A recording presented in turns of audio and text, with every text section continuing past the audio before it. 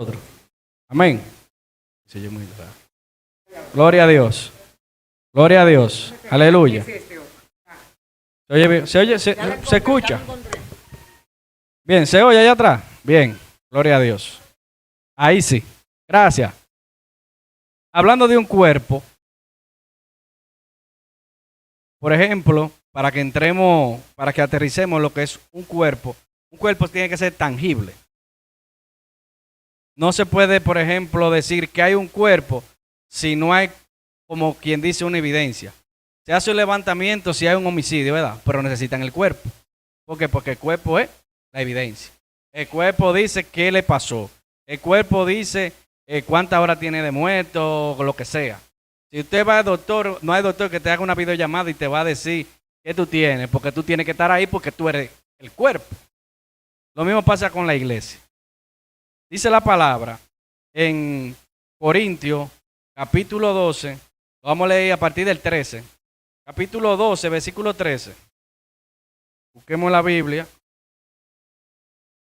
Sí, Primera de Corintios, capítulo 12, versículo 13.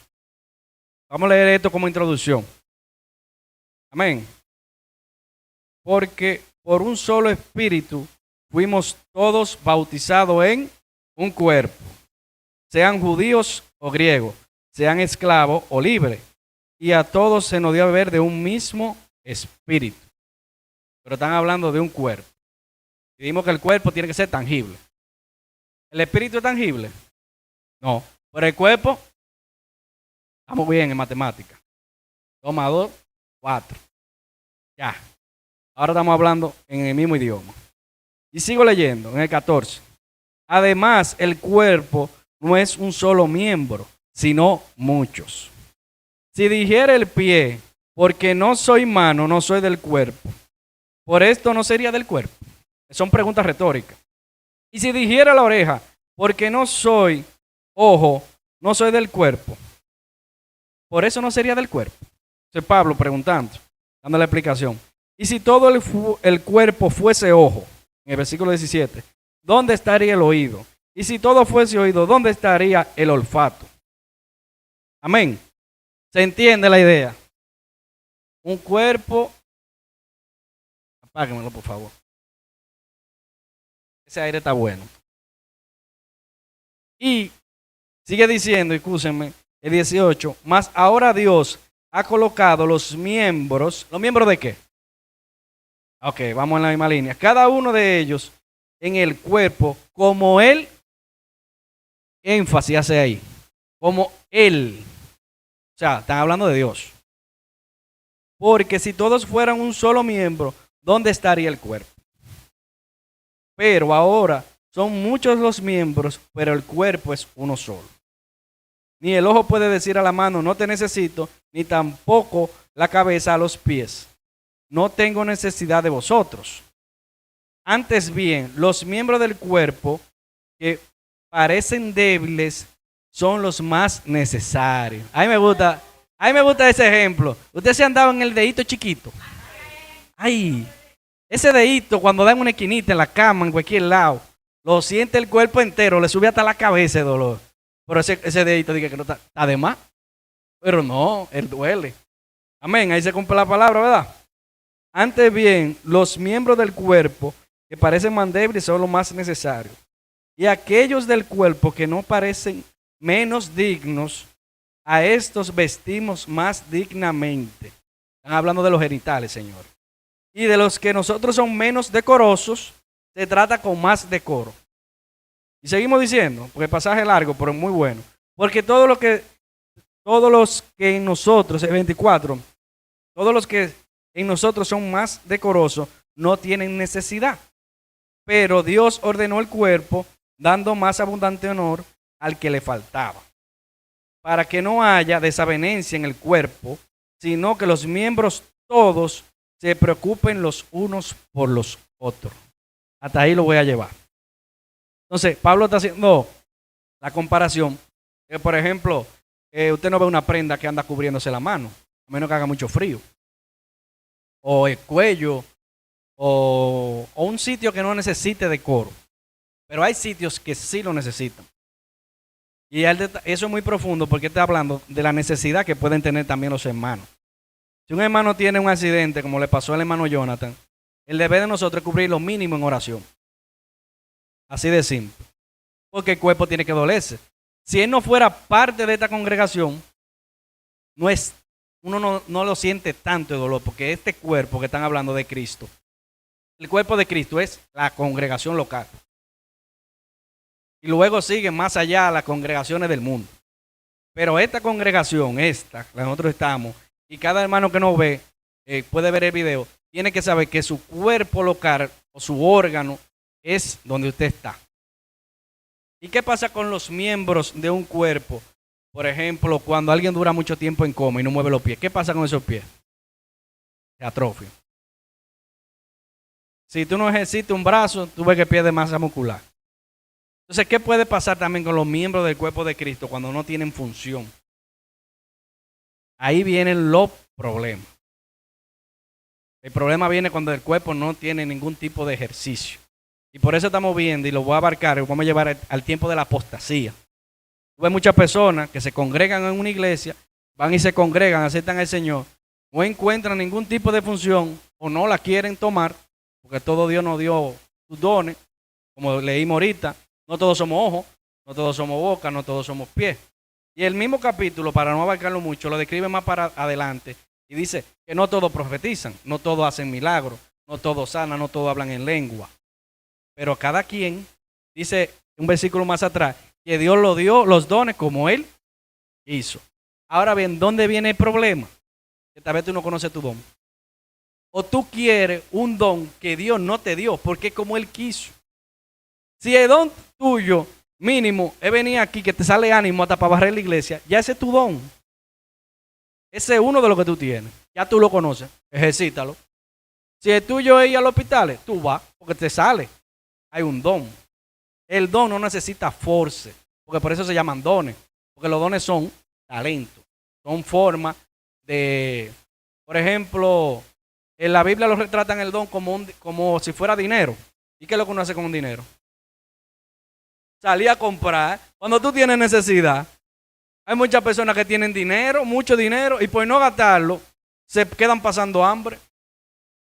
Y hay otros que tienen poco, pero lo disfrutan, porque están ejercitando su don, lo que usted tiene.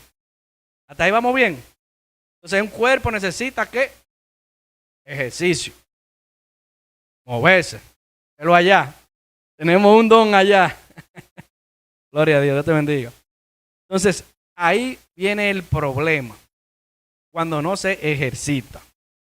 Ahora bien, dice en Romanos 12, ya para completar y cerrar la etapa del cuerpo. Romanos 12, versículo 5.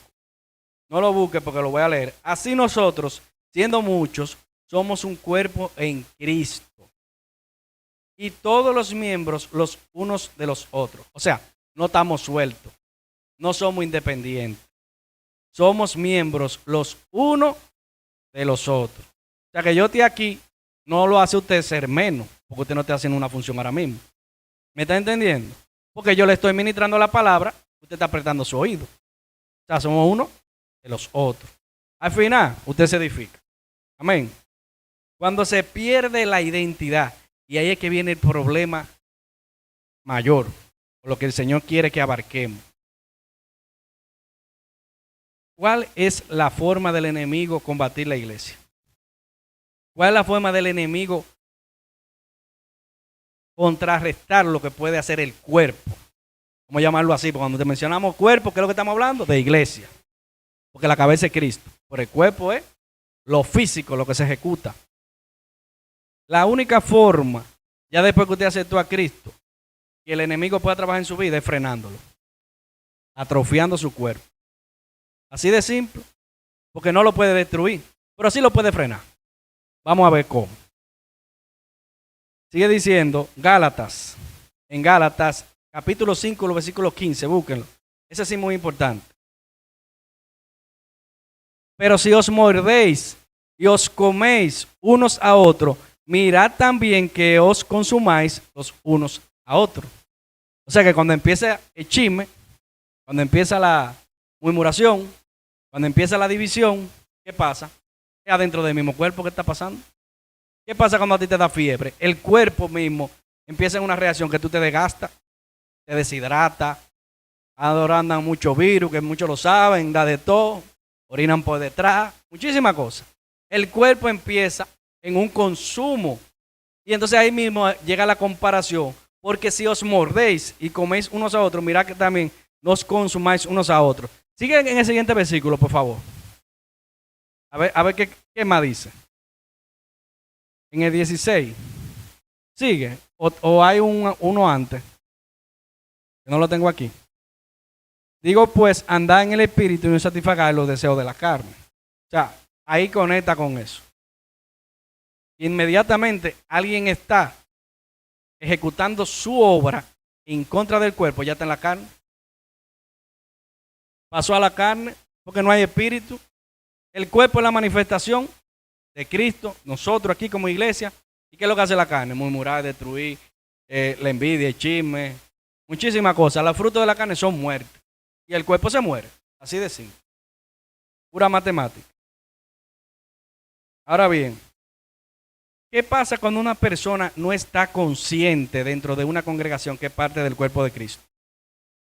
¿Qué pasa? ¿Qué pasa cuando a ti te ponen una sangre que no es tuya? ¿Qué pasa cuando hay un órgano que lo introducen en un cuerpo que no es compatible, que no se hizo análisis? ¿Qué pasa con ese órgano? Los rechazos, se muere el cuerpo. O el cuerpo lo desecha, o el cuerpo se muere completo. No hay compatibilidad.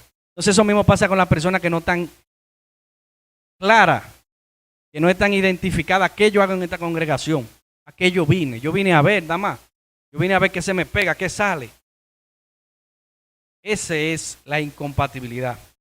Cuando se pierde la identidad, comienza la comparación. La comparación produce competencia y la competencia termina consumiendo un cuerpo. ¿Cuántas veces no han visto ustedes en las redes, ahora mismo que están hablando? Vamos a poner el mejor ejemplo, Marta Candela, hablan tanto de ella. Hay gente que la critica, pero si usted se pone a revisar el perfil de las personas que la critican más, son los que menos fruto tienen. No se congregan, no van a ninguna congregación. ¿Qué es lo que son? La Biblia lo llama, son los mutiladores del cuerpo. Lo dice así, yo no lo digo yo. La palabra lo llama los mutiladores del cuerpo, esos que mutilan. Porque no pertenecen al cuerpo. Lo que hacen es mutilar. Eso se encarga Dios. Amén. No vamos a entrar en ese tema muy profundo. Ahora bien, la pregunta clave. ¿Es posible decir que yo soy parte del cuerpo y vivir como si no necesitara a nadie? No me la respondan porque ese señor lo está preguntando personal. La voy a repetir. ¿Es posible que yo soy parte del cuerpo de Cristo y pudiera vivir como si no necesitara a nadie más? Cuando Pedro le dijo al Señor, tú eres el Cristo, Cristo le respondió muy tajantemente, le dijo, eso no te lo reveló ni carne ni sangre. Y le dijo, tú eres Pedro y sobre ti edificaré mi iglesia.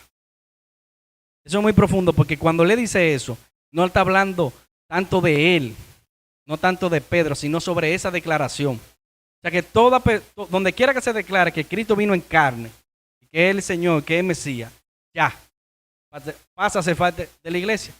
Porque él dijo sobre esa roca, sobre ese fundamento, sobre esa declaración de fe. Ya, así de simple. Así que olvídese de denominaciones. Olvídese de que si fulano respeta el sábado, que yo, de todas las denominaciones que puedan haber, de todas las doctrinas que puedan haber. Si están sobre la roca y sobre esa declaración, son parte del cuerpo. Y el deber de nosotros es no criticar.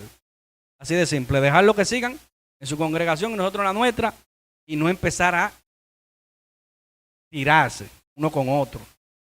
Porque ¿qué es lo que hace, como dijimos ahorita? Se consume el cuerpo, porque tú no edificas a nadie ni te edificas tú. Y ahí empieza a consumirse el cuerpo. Amén. Ahora bien, para entrar ya en materia, Biblia pesada, vamos al Antiguo Testamento a ver qué hace referencia sobre esto. Aquí sí les voy a recomendar que después de esto lean la historia de Gedeón en su casa. Libro de Jueces, capítulo 9, versículo 5. Lo dejan en pantalla. Le voy a dar un poquito de contexto porque esto no se entiende tan fácil. Gedeón fue un hombre llamado por Dios. Y Gedeón presentó una ofrenda al ángel de Jehová sobre una piedra. Y la piedra consumió la ofrenda. ¿Estamos claros? Luego de eso, Gedeón estaba con mucha inseguridad de que si Dios lo había llamado o no para pelear contra un pueblo más grande que él. La historia de Gedeón es conocida porque él obedeció hasta el final y Dios le dio la victoria. Lo que mucha gente no sabe, después de Gedeón, lo que pasó. El pueblo volvió a la idolatría y Gedeón tuvo 70 hijos. 70 hijos. Dice así claramente la Biblia que Gedeón tuvo muchas mujeres. Entonces imagínense usted, a tener 70 muchachos. Era fácil. Pero la Biblia lo registra por algo. De entre esos 70, tuvo un hijo llamado Abimelech. El nombre Abimelech significa Abi, significa rey, y Melech, hijo. Si no me equivoco, eso es lo que significa. Hijo de rey.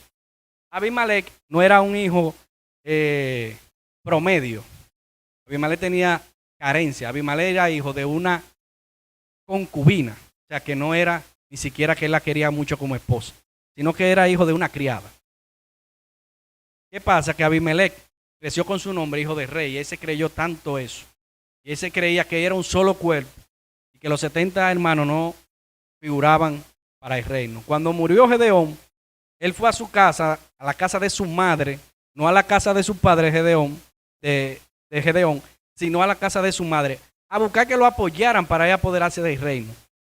La cuestión fue tanto que los de su casa, familiares de su madre, le dieron dinero para que contratara hombres ociosos. Vamos a seguir leyendo.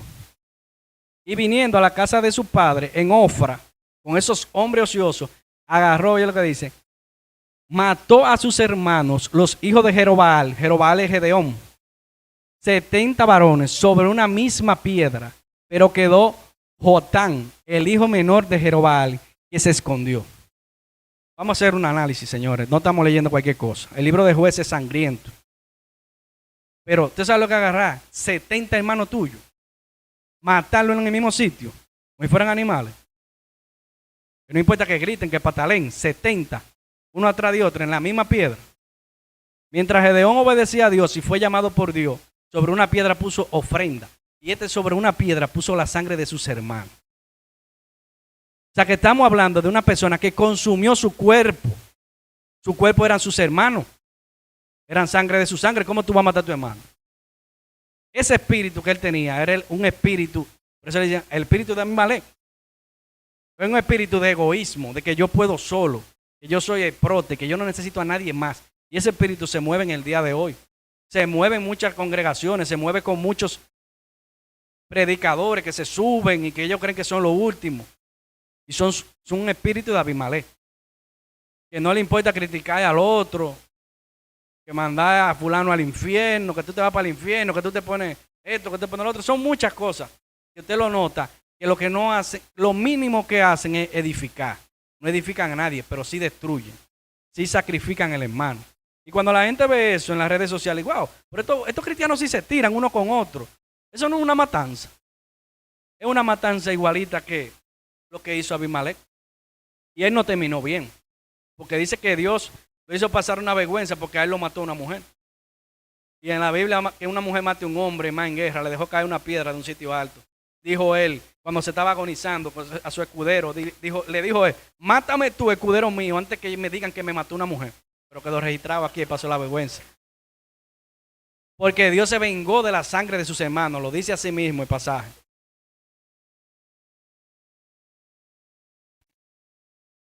Ahora bien, ¿qué sucede cuando un miembro comienza a creer que no necesita a los demás? Abimelech quiso un trono, pero sin un diseño de Dios. Quiso ser una cabeza, pero sin el cuerpo, sus hermanos. Eso es una crisis de identidad. Y hoy lo vemos más que cualquier cosa. Hay hombres que se quieren, que lo llamen mujeres obligadas, mujeres que quieren privar en hombres, empoderamiento. Lo último es una gente que quieren que son perros o animales. Eso. Entonces, estamos viendo una crisis de identidad constante. una crisis que supera a la otra, pero eso en el mundo. Ahora bien, la peor crisis que puede pasar es si pasa en el cuerpo de Cristo. Si el cuerpo tiene miembros que no conocen su función y quieren pasarle por encima al otro, ¿qué pasa? Llueve sangre, como estamos viendo aquí en la historia de Abimelech. Amén. La pregunta personal: ¿estoy yo construyendo un altar o estoy levantando un trono? ¿Estoy yo dejando que Dios en mi vida devocional espiritual me edifique y yo tengo un altar con Él? ¿O yo estoy levantando un trono sobre mi posición, sobre lo que a mí se me asignó en la congregación? Ese trono, ¿sobre qué se está levantando? ¿Sobre la sangre de mis hermanos? Se estará levantando sobre ofrenda a Jehová, poniendo en uso una función. Colosenses capítulo 2, versículo 19, por favor. ¿Voy bien de hora? Gloria a Dios.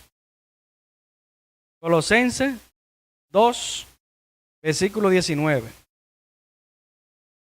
Y dice así: y no haciéndose de la cabeza, en virtud de quien todo el cuerpo, nutriéndose y uniéndose por las coyunturas y ligamentos, crece en el crecimiento que da Dios.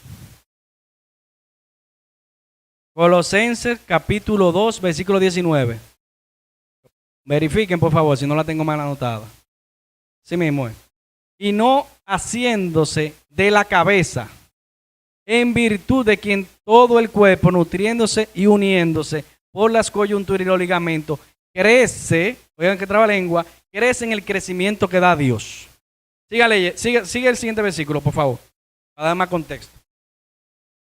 Versículo 20, si lo tienen. Continúa. Pues no lo tengo aquí, por favor.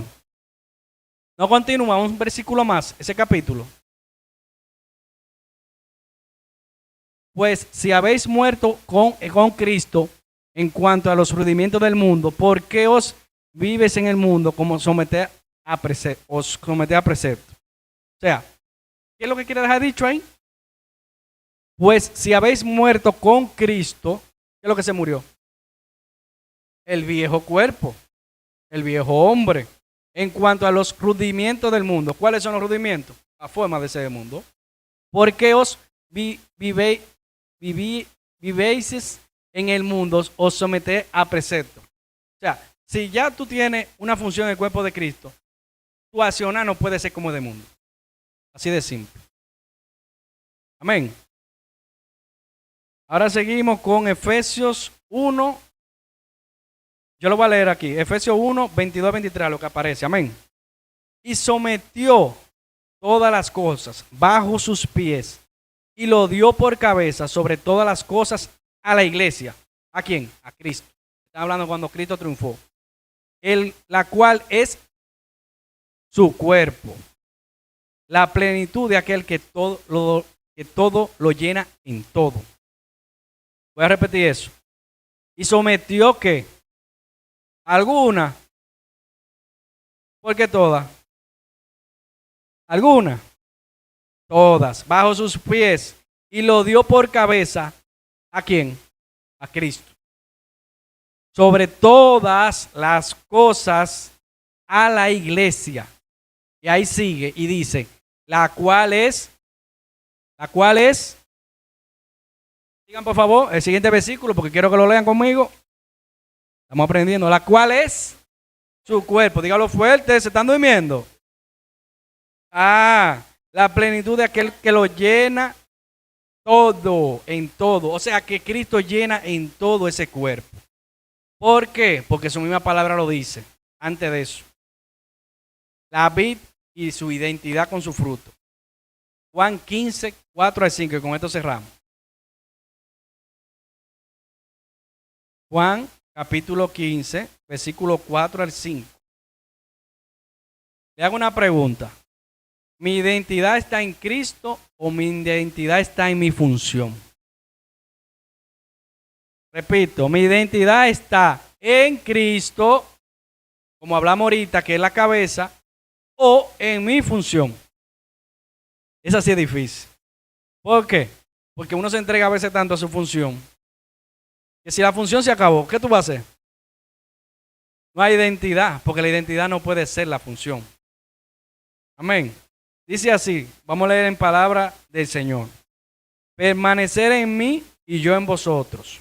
Como el pámpano no puede llevar fruto por sí mismo, si no permanece en la vid. Así tampoco vosotros, si no permanecéis en mí.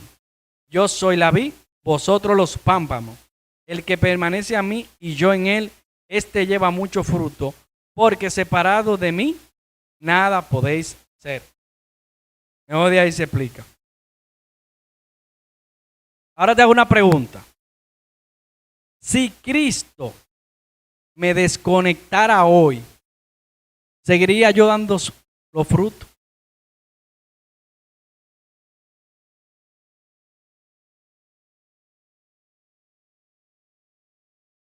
Si Cristo me desconectara hoy, obvio que no me va a desconectar. Si yo decidiera desconectarme de Cristo hoy, ¿seguiría dando fruto? Muy difícil. Las ramas, cuando se cortan, permanecen verdes poco tiempo. Usted la puede ver desconectada, pero el fruto ya dejó de crecer. Lo primero que le deja de llegar es savia. Pero desde que sale el sol, ahí tú la ves sequecita.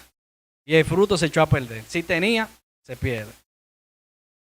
Salmo 92:12, lo voy a leer. El justo florecerá como la palmera. Crecerá como cedro en el Líbano, plantados en la casa de ¿quién? De Jehová, dice aquí.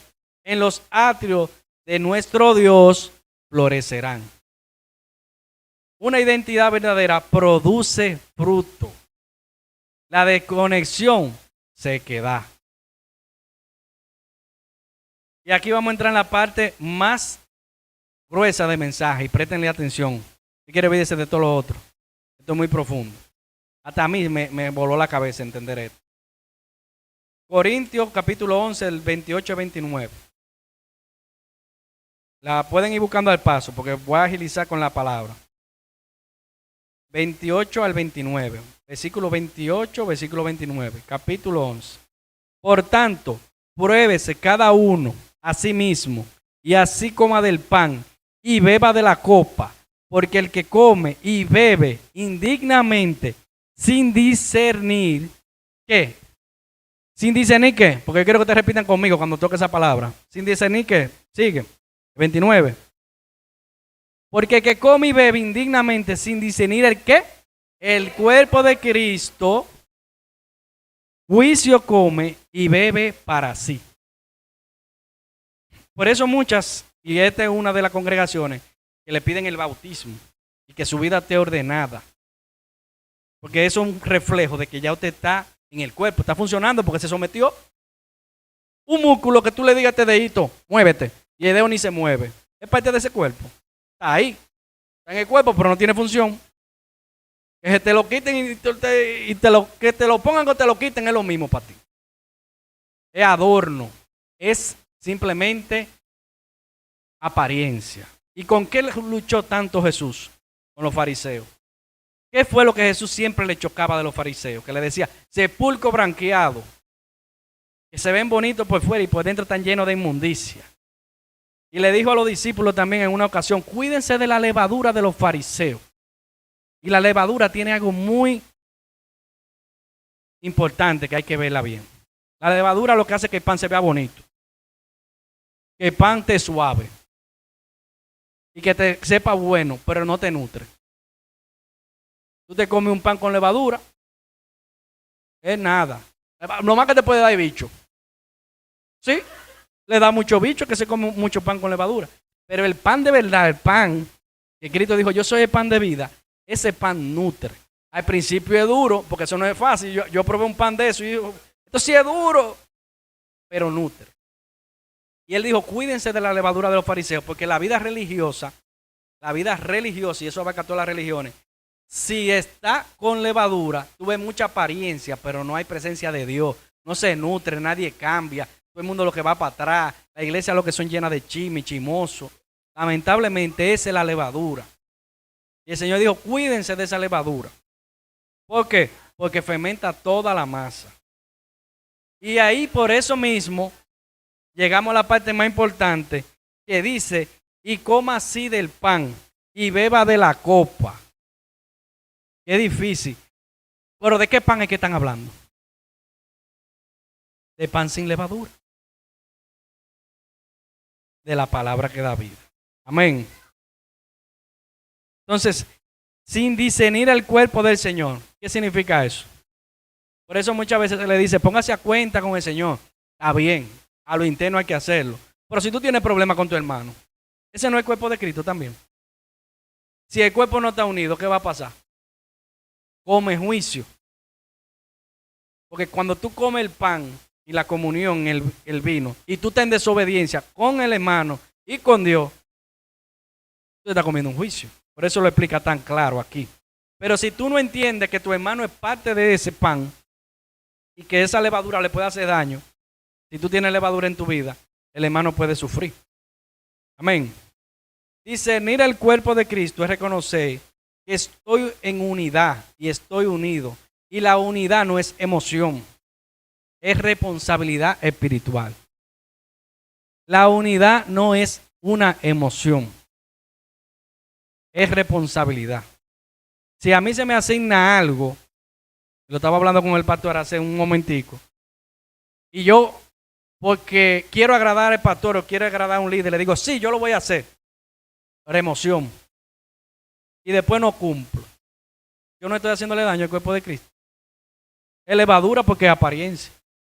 Pero cuando no hay fruto, está seco. Es matemática. Amén. Ahora para terminar, esta parte es muy importante. Cuando Jesús va a compartir el pan en la última cena, lo llevó a todos a la mesa y le dijo, hagan esto en memoria de mí, cada vez que se junten. ¿Por qué? Porque si usted se junta y quiere honrar, es difícil que tú estés en problema con otro. Inclusive a Judas fue que le pasaron el pan mojado para darle el honor. A ti que te den el pan mojado en esa mesa significa que te den el honor. O sea que Jesús, sabiendo que él iba a traicionar, no le tenía ningún tipo de resentimiento. Imagínense nosotros, que a nosotros ninguno nos van a crucificar aquí. Y que pensando más de un hermano porque hubo un malentendido. Señores, así es que el cuerpo no va a crecer. Y el mensaje del Señor es que nos demos cuenta a tiempo para que no sean inefectivos. Esa fue la palabra que me dio el Señor. Se vuelvan efectivos. Que no dejen que la levadura le dañe la masa. Que no dejen que el cuerpo del hermano sufra por sencillez. Que uno la ve sencilla, pero hace mucho daño. Amén. Vamos a Corintios. Para cerrar ya, que estoy terminando. Corintios, capítulo 10, versículos 16 y 17. Dice así. La copa de bendición que bendecimos no es la comunión con la sangre de Cristo. En forma de pregunta. Y el pan que partimos no es la comunión con el cuerpo de Cristo. Siendo solo el pan, siendo uno solo el pan, nosotros, con ser muchos, somos un cuerpo. Pues todos participamos de aquel mismo pan. Y en Colosenses 1, capítulo 1, versículo 18, y dice así de Cristo, y Él es la cabeza del cuerpo que es la iglesia. Él es el principio y el primogénito de entre los muertos, para que en el que Él todo tenga la permanencia. O sea, hay que permanecer. Pero sin Él no hay forma de permanecer. Por eso le digo y le mando el mensaje a los que nos están viendo, nos verán en las redes, que cuando usted diga, y lo he topado con muchas personas, he tenido el encuentro que dicen, ay no, yo creo en Dios, pero yo no necesito congregarme. Usted está en un error garrafal. Usted está en un error de condenación. Usted está en un error que lo puede llevar a ser inefectivo. Puede que se salve, que no pida su salvación. Pero lo que Dios te tiene a ti preparado en el reino de los cielos, por tú ser inefectivo, lo puede perder. Así que esa idea de que yo puedo solo y que yo necesito congregarme teniendo la oportunidad. Porque si hay una persona que vive muy lejos o que no puede moverse, se entiende, Dios lo ve. Pero cuando tú puedes y dices que no, olvídate que esa persona se termina secando. No da fruto. Critica todo lo de Dios, pero no da fruto. Y eso el Señor le está haciendo un llamado. Que evitemos esa área, cada uno de nosotros, y a los que están ahí, salga y corra por su vida. Amén. Así que decimos, vamos a hacer una declaración. Vamos a hacer una declaración y repitan conmigo, ya para terminar. Pónganse de pie y vamos a hacer una declaración simple, pero poderosa. En el nombre de Jesús. Repitan conmigo. Cristo es la cabeza. Somos un cuerpo. Participamos en un solo pan. Y no podemos vivir como independientes.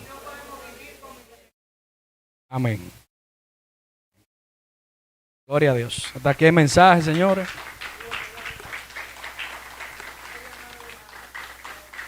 Gloria a Dios. Si necesita alguien la oración, ministración, pueden pasar adelante. Pónganme una cancioncita que yo mandé ahí.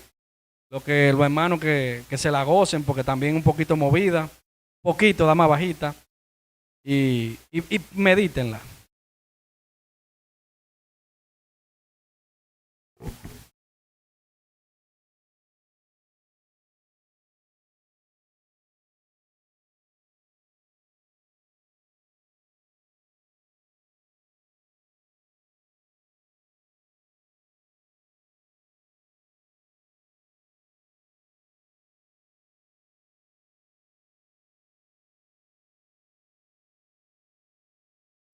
Aleluya, te adoramos. Amarte solo a ti, Señor. Amarte solo a ti, Señor. Sube tu voz. Amarte solo a ti, Señor.